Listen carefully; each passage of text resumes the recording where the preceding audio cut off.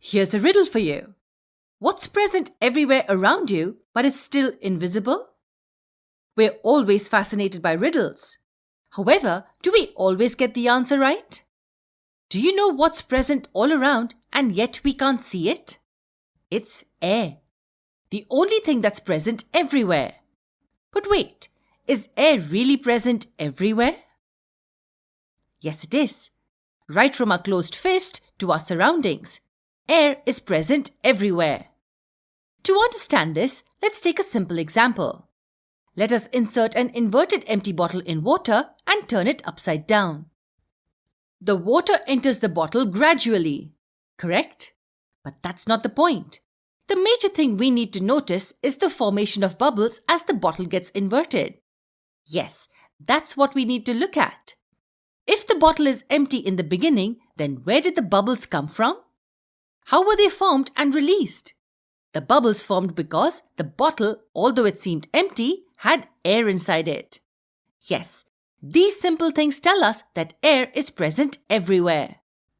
So even the part which seems empty is in fact occupied by air, which means air is present on the entire planet.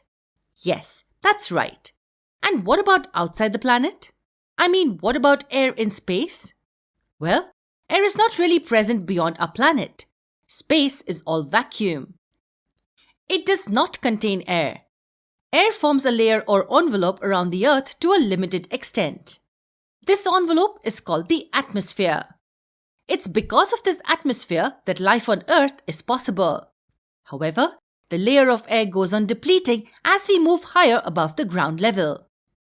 Have you ever seen pictures of mountaineers? When they are on the mission of conquering a huge mountain, they get themselves ready with a few important things. One of these is an oxygen cylinder. Why do they need a supply of oxygen when they are still on the Earth's surface?